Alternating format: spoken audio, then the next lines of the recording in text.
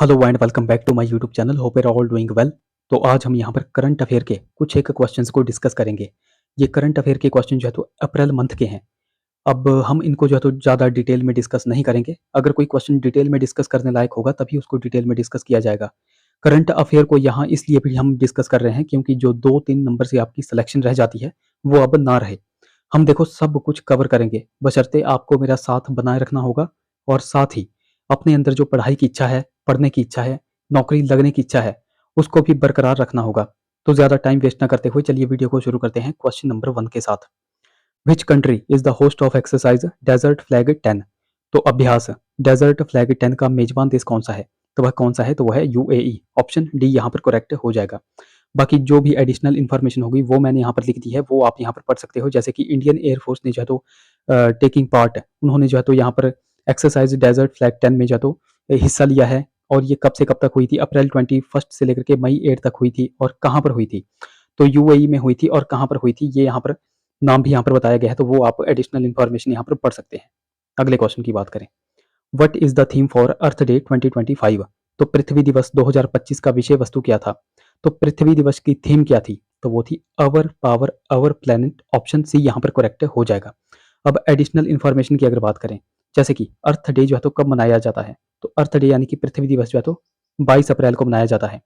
इस बार जो है तो इसकी थीम क्या थी? अवर पावर अवर प्लेनेट जो है तो इसकी थीम थी। ये आपको ध्यान में रखना है। पहली बार जो है तो अर्थ डे कब मनाया गया था? 22 अप्रैल 1970 को मनाया गया था। किनके द्वारा मनाया गया था वो यहाँ पर सब कुछ लिखा गया है, वो आप यहाँ पर पढ़ सकते हैं। अगले क्वेश्चन की बात करें, नेक्स्ट हमारा क्वेश्चन है, NISAR is a joint earth observation satellite mission developed by which two space agencies? तो निसार किन दो अंतरिक्ष एजेंसियों द्वारा विकसित एक संयुक्त पृथ्वी अवलोकन उपग्रह मिशन है? तो देखो निसार की अगर बात आई है तो निसार के नाम में ही जो है तो दो अंतरिक्ष एजेंसियों के नाम यहाँ पर छुपे हुए हैं। एन फॉर क्या हो जाएगा? नासा। और आई फॉर क्या हो जाएगा? इसरो। तो NASA ISRO synthetic aperture radar, ये इसकी फुल फॉर्म है। NASA ISRO synthetic aperture radar.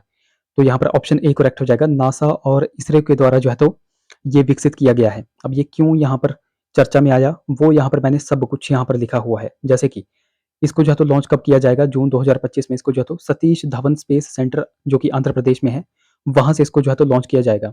और लॉन्चिंग सैटेलाइट कौन सी है? तो वो है GSLV MK2 से यहाँ पर इसको लॉन्च किया जाएगा। तो ये भी आपने ध्यान में रखना है।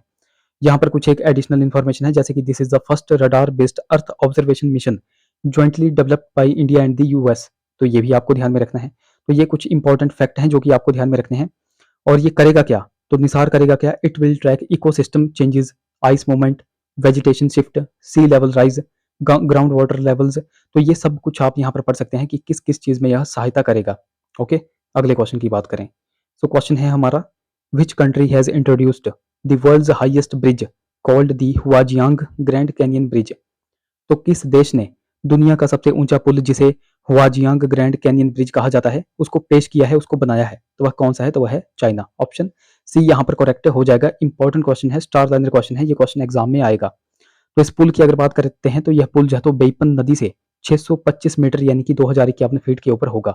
यानी कि अगर इसकी हाइट पूछी जाती है तो ये आपको ध्यान में रखना है, 625 मीटर इसकी हाइट है।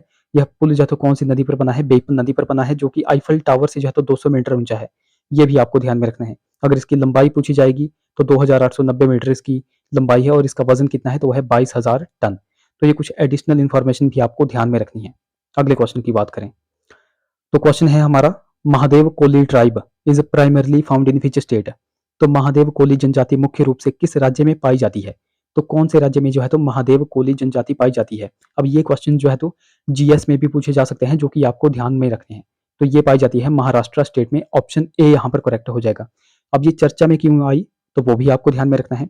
तो एक रिसेंट स्टडी के अनुसार क्या हुआ कि ये जो महादेव कोली ट्राइब है, इसके पास जो है तो रिच मेडिसिनल और इकोलॉजिकल नॉलेज है, जो कि यूजफुल हो सकती है ग्लोबल क्लाइमेट रेजिलियंस के लिए। इसलिए यह चर्चा में आई। तो ये जो महादेव कोली ट्राइब है ये प्राइमरली कहाँ पर पाई जाती है? तो ये पाई जाती है महाराष्ट्र में, जो कि आपको ध्यान में रखना है। छत्रपति शिवाजी महाराज की सेना के एक वीर सेनापति थे तानाजी मालुसरे, वो भी इसी जनजाति से ही संबंधित थे। आपने एक मूवी देखी होगी तानाजी, तो उन्हीं की बात यहाँ पे की गई है, तानाजी मालुसरे की। वो भी जो है तो किस जाति से संबंधित थे? महादेव कोली ट्राइब से ही वह संबंधित थे। और उन्होंने ही जो है तो सिंहगढ़ के युद्ध में अपनी बहादुरी के लिए वह जाने जाते हैं। तो वो भी आपको ध्यान में रखना है। अगले क्वेश्चन की बात करें, सो नेक्स्ट हमारा क्वेश्चन है, where was the sixth Asian under 18 athletics championship 2025 held.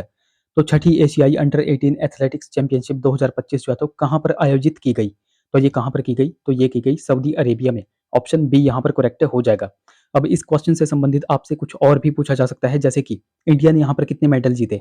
तो इंडिया ने यहाँ पर टोटल जो है तो 11 मेडल जीते।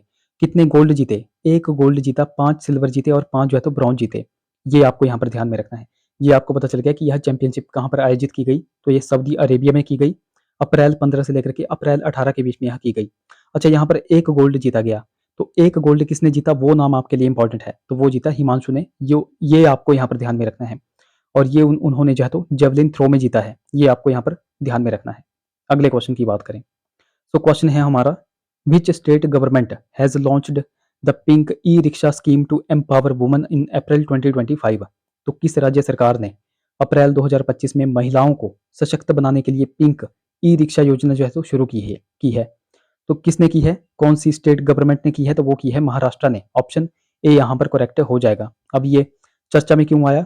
क्योंकि जो महाराष्ट्र के डेप्यूटी सीएम हैं अजीत पवार, उन्होंने 21 अप्रैल 2025 को जो है तो इस स्कीम को जो है तो पुणे से लॉन्च किया है। अब यहाँ पर क्या होगा? यहाँ पर जो है तो 3 इलेक्ट्रिक व्हीलर जो है तो डिस्ट्रीब्यूट किए जाएंगे कुछ एक सिलेक्टेड वुमेन्स को। अब वो सिलेक्टेड वुमेन्स कौन सी होंगी? तो वो जो है तो विडोज हो सकती हैं, डाइवोर्सी हो सकती हैं, और फ्रॉम इकोनॉमिकली वीकर सेक्शन से उन्हीं को जो है तो यहाँ पर प्रेफरेंस दी गई है। ये भी आपने ध्यान में रखना है। टोटल जो है तो 10,000 ई रिक्शा यहाँ पर दिए जाएंगे। 8 डिस्ट्रिक्ट से यह शुरू होगा। अब वो 8 डिस्ट्रिक्ट कौन-कौन से हैं? तो वो हैं पुणे, नासिक, नागपुर, अहमदनगर, सोलापुर, कोल्हापुर, अमरावती और छत्रपति संभाजी नगर। और जो महिलाओं को यह जो है तो ई रिक्शा दिए जाएंगे, उनकी उम्र भी यहाँ पे मेंशन की गई है, 20 से लेकर के 50 साल के बीच में वह होने चाहिए। तो ये भी आपको ध्यान में रखना है। अगले क्वेश्चन की बात करें, सो क्वेश्चन है हमारा, the bulls I Galaxy LEDA 1313424 was recently discovered by using which telescope। तो बुल्स आई गैलेक्सी की खोज हाल ही में किस दूरबीन का उपयोग करके की गई थी? तो किसका उपयोग करके की गई थी? तो वो की गई थी हब्बल स्पेस टेलीस्कोप का। ये क्वेश्चन एग्जाम में बनता है, जो कि आपको ध्यान में रखना है। इसी तरीके से यह एग्जाम में बनता है, ये आपको ध्यान में रखना है। ऑप्शन बी यहाँ पर करेक्ट हो जाएगा।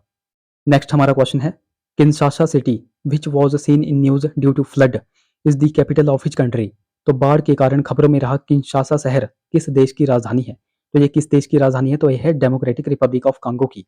तो डेमोक्रेटिक रिपब्लिक ऑफ कांगो में जो तो अभी हाल फिलहाल क्या हुआ था, फ्लड आया था, और इसकी कैपिटल क्या है? तो वह है किंशासा। और किंशासा में ही यह फ्लड आया था, जो कि आपको ध्यान में रखना है।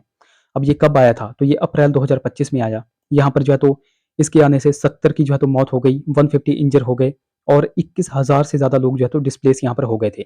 ये आपको यहाँ पर ध्यान में रखना है। तो बिल्कुल थोड़ी-थोड़ी इन्फॉर्मेशन ही हम यहाँ पर प्रोवाइड करेंगे, जो कि आपको ध्यान में रखनी है, ज़्यादा बर्डन आप पर नहीं डालेंगे। अगला question, Arun 3 hydroelectric project that was recently seen in news is located in which country. तो हाल ही में खबरों में रही अरुण 3 जल विद्युत परियोजना किस देश में है? तो अरुण 3 जल विद्युत परियोजना को हाल ही में जो है तो मंजूरी यहाँ पर मिल गई है, और ये कहाँ पर है? तो ये है नेपाल में। ऑप्शन बी यहाँ पर करेक्ट हो जाएगा। कहाँ पर है? नेपाल में है। तो यहाँ पर सब कुछ लिखा गया है कि इंडिया और नेपाल जो है तो रिसेंटली इनॉग्रेट किया है the start of electrochemical work at the Arun 3 hydroelectric project to ensure its timely completion. अब ये जो अरुण 3 हाइड्रोइलेक्ट्रिक प्रोजेक्ट है, ये किस रिवर पर लोकेट है? तो ये है अरुण रिवर पर, जो कि आपको ध्यान में रखना है। और ये अरुण नदी किसकी जो है तो ट्रिब्यूटरी है? तो ये है कोसी नदी की। ये भी आपको ध्यान में रखना है। और ये टोटल कितने मेगावाट का प्रोजेक्ट है? तो ये है 900 मेगावाट का प्रोजेक्ट, जो कि आपको ध्यान में रखना है। अगले क्वेश्चन की बात करें, national environmental engineering research institute, जिसको हम नेरी बोलते हैं, ऑपरेट्स अंडर विच मिनिस्ट्री। तो राष्ट्रीय पर्यावरण इंजीनियरिंग अनुसंधान संस्थान नेरी किस मंत्रालय के तहत काम करता है? अब ये चर्चा में क्यों आया, चलो आगे जानते हैं। पहले हम देख लेते हैं कि ये जो नेरी है, यह किस मिनिस्ट्री के अंडर जो है तो ऑपरेट करता है। तो ये करता है ministry of science and technology. Option C यहाँ पर करेक्ट हो जाएगा। तो ये चर्चा में क्यों आया? तो अभी हाल फिलहाल जो है तो भारत के सर्वोच्च न्यायालय ने हाल ही में राष्ट्रीय पर्यावरण इंजीनियरिंग अनुसंधान संस्थान यानी कि नेरी को उत्तर प्रदेश के आगरा में ताजमहल के आसपास कांच उद्योगों के प्रभाव का आकलन करने के निर्देश दिए थे। इसीलिए यह चर्चा में आया, जो कि आपको ध्यान में रखना है। तो नेरी का आपको पता चल गया किस मिनिस्ट्री के अंडर आता है, जो कि आपको पता होना चाहिए। अगला question, which space organisation has developed first ever space based quantum sensor for gravity measurement. तो किस अंतरिक्ष संगठन ने गुरुत्वाकर्षण माप के लिए पहली बार अंतरिक्ष आधारित क्वांटम सेंसर विकसित किया है? तो ये किसने किया है? तो ये किया है नासा ने। ऑप्शन डी यहाँ पर करेक्ट हो जाएगा, ऑप्शन डी करेक्ट हो जाएगा। अगले क्वेश्चन की बात करें। सो नेक्स्ट हमारा क्वेश्चन है, advanced light helicopter ALH Dhruv is developed by which organisation? तो उन्नत हल्का हेलीकॉप्टर जिसको हम ध्रुव बोलते हैं, किस संगठन के द्वारा जो है तो विकसित किया गया है? तो ये किया गया है HAL यानी कि हिंदुस्तान एरोनॉटिक्स लिमिटेड के द्वारा। ऑप्शन सी यहाँ पर करेक्ट हो जाएगा। अब ये चर्चा में क्यों आया? क्योंकि हाल ही में आप सभी को पता है कि पहलगाम में आतंकी हमला हुआ था। हमले में 26 से अधिक लोग जो है तो मारे गए थे, और इसी को काउंटर करने के लिए भारत सरकार ने भी जो है तो ऑपरेशन आक्रमण भी चलाया है। और यहाँ पर अगर देखा जाए तो इसी के साथ चलते जो है तो भारतीय सेना ने अनंतनाग में उन्नत हल्के हेलीकॉप्टर यानी कि ध्रुव को सीमित संचालन जो है तो फिर से शुरू कर दिया गया है। तो ध्रुव का फिर से सीमित संचालन कहाँ पर शुरू किया गया है? तो वह अनंतनाग में किया गया है, जम्मू कश्मीर में किया गया है।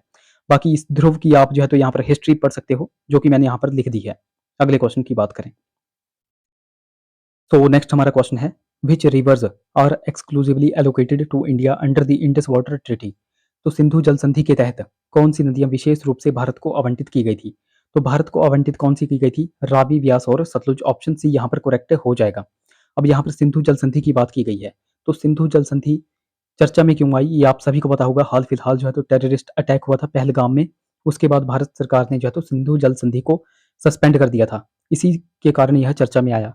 तो भारत को कौन सी नदियां यहाँ पर आवंटित थी? तो वो थी रावी, व्यास और सतलुज। जबकि पाकिस्तान को कौन सी नदियां आवंटित थी? तो वो थी सिंधु, चिनाब और झेलम। चलो आगे हम यहाँ पर बात करते हैं। अभी आपको पता है कि क्या क्या हुआ था। तो सिंधु जल संधि की अगर बात की जाए तो यह अस्तित्व में कब आई थी? तो ये अस्तित्व में आई थी 19 सितंबर 1960 को। यह भारत और पाकिस्तान के मध्य जो है तो साइन की गई थी, और इसकी मध्यस्थता किसने करवाई थी? तो वो करवाई थी वर्ल्ड बैंक ने। किन्होंने करवाई थी? वर्ल्ड बैंक ने यहाँ पर करवाई थी।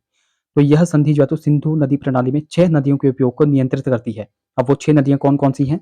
तो वो हैं सिंधु, झेलम, चिनाब, रावी और व्यास। ये आपको ध्यान में रखना है। तो यहाँ पर बात की गई है जैसे पाकिस्तान को जो है तो पश्चिमी नदियों जैसे कि सिंधु, झेलम और चिनाब का पूर्ण अधिकार दिया गया था, और भारत को जो है तो रावी, व्यास और सतलुज का विशेष अधिकार यहाँ पर दिया गया था। लगभग मैं आपको यहाँ पर बताऊं 80-20 रेशियो यहाँ पर रखा गया था, जो आप सभी को पता होगा। तो इसीलिए यह चर्चा में आया था, जो मैंने आपको यहाँ पर बता दिया। अगले क्वेश्चन की बात करें, which state is the host of Bharat summit 2025? तो भारत शिखर सम्मेलन 2025 का मेजबान कौन सा राज्य है? तो भारत शिखर सम्मेलन यानी कि भारत समिट 2025 का जो मेजबान राज्य है तो वह कौन है? तो वह है तेलंगाना। ऑप्शन ए यहाँ पर करेक्ट हो जाएगा। अब ये इंपॉर्टेंट क्वेश्चन है जो कि आपको ध्यान में रखना है। तो तेलंगाना ने होस्ट किया है भारत समिट। यहाँ पर लगभग 450 डेलीगेट्स आए हैं, लगभग 100 कंट्रीज के। ये आपको ध्यान में रखना है। और ये कब से कब तक हुआ था? 25 अप्रैल से लेकर के 26 अप्रैल के बीच में हुआ था। कहाँ पर हुआ था? हैदराबाद इंटरनेशनल कन्वेंशन सेंटर में। और इसकी थीम यहाँ पर इंपॉर्टेंट है। इसकी थीम है डिलीवरिंग ग्लोबल जस्टिस। ये आपको यहाँ पर ध्यान में रखना है। और ये समिट जो है तो क्या प्रमोट करता है? तो यह डेमोक्रेसी, प्लूरलिज्म और जस्टिस यहाँ पर प्रमोट करता है। तो ये भी आपको ध्यान में रखना है। अगले क्वेश्चन की बात करें, what is the theme of world malaria day 2025? तो विश्व मलेरिया दिवस 2025 का विषय क्या था? तो विश्व मलेरिया दिवस 2025 का विषय क्या है? तो वो है malaria ends with us. Option C यहाँ पर करेक्ट हो जाएगा।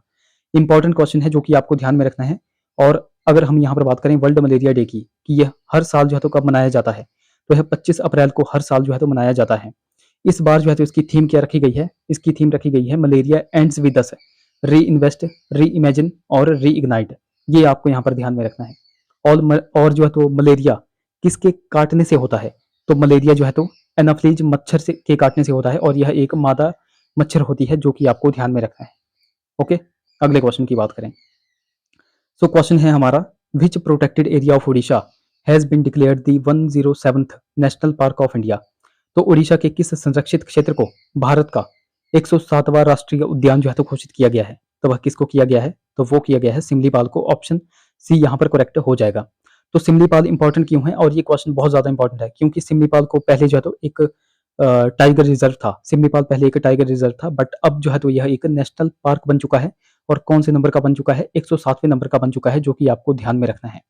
अगले क्वेश्चन की बात करें, what is the name of the military exercise conducted by the Indian air force following the Pahalgam terror attack? तो पहलगाम आतंकी हमले के बाद भारतीय वायुसेना द्वारा आयोजित सैन्य अभ्यास का नाम क्या है? तो अभी मैंने आपको बताया था कि हमला हुआ था, टेररिस्ट अटैक हुआ था, 26 से अधिक लोग यहाँ पर मारे गए थे। तो इसी को काउंटर करने के लिए भारत सरकार ने ऑपरेशन आक्रमण चलाया था। तो कौन सा चलाया था? एक्सरसाइज आक्रमण। ऑप्शन बी यहाँ पर करेक्ट हो जाएगा। एक्सरसाइज़ आक्रमण। तो यहाँ पर यही लिखा गया है, जैसे कि देखो जम्मू कश्मीर में पहलगाम में हुए घातक आतंकी हमले के बाद भारतीय वायुसेना, और ये चलाया किसने है? अभ्यास आक्रमण या फिर ऑपरेशन आक्रमण चलाया किसने है? तो ये चलाया है हमारी वायुसेना ने, जो कि आपको ध्यान में रखना है। यह अभ्यास देखो मध्य क्षेत्र के एक बड़े क्षेत्र में हुआ और इसमें भारतीय वायुसेना के मुख्य लड़ाकू विमानों ने हिस्सा लिया था, जिसका नेतृत्व जो है तो राफेल ने किया था। ये भी आपको ध्यान में रखना है। अगले क्वेश्चन की बात करें, सो क्वेश्चन है हमारा, which country successfully tested a non nuclear hydrogen bomb using magnesium hydride? तो किस देश ने मैग्नीशियम हाइड्राइड का उपयोग करके गैर परमाणु हाइड्रोजन बम का सफलतापूर्वक परीक्षण कर लिया है? इंपॉर्टेंट क्वेश्चन है, स्टार लर्नर क्वेश्चन है, ये क्वेश्चन आपके एग्जाम में आएगा ही आएगा, बहुत ज्यादा इंपॉर्टेंट क्वेश्चन है। तो किस देश ने मैग्नीशियम हाइड्राइड का उपयोग करके जो है तो गैर परमाणु हाइड्रोजन बम का सफलतापूर्वक परीक्षण किया? तो वह कौन है? तो वह है चाइना। ऑप्शन डी यहाँ पर करेक्ट हो जाएगा। अब ये ज्यादा चर्चा में क्यों है?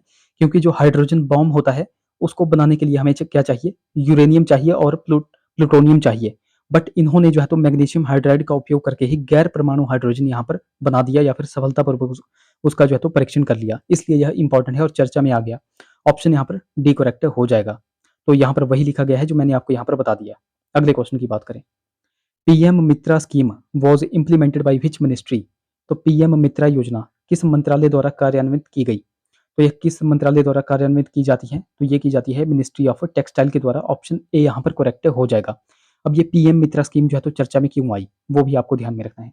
तो अभी हाल फिलहाल जो है तो मध्य प्रदेश गवर्नमेंट को जो है तो 2100 करोड़ की जो है तो prime minister mega integrated textile reason and April, जो पीएम मित्रा की फुल फॉर्म है, उस योजना की जो है तो औपचारिक मंजूरी यहाँ पर मिली, इसीलिए यह जो है तो स्कीम जो है तो चर्चा में आई।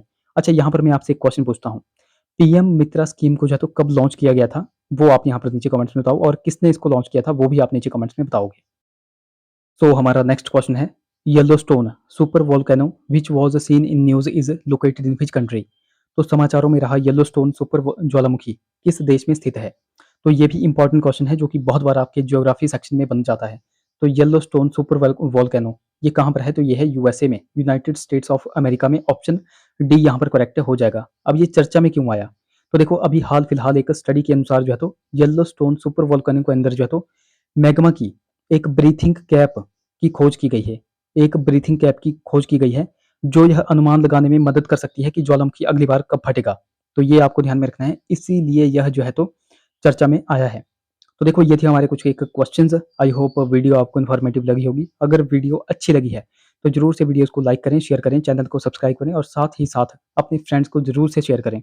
तो चलिए मिलते हैं अब अगली वीडियो में। Till then take care.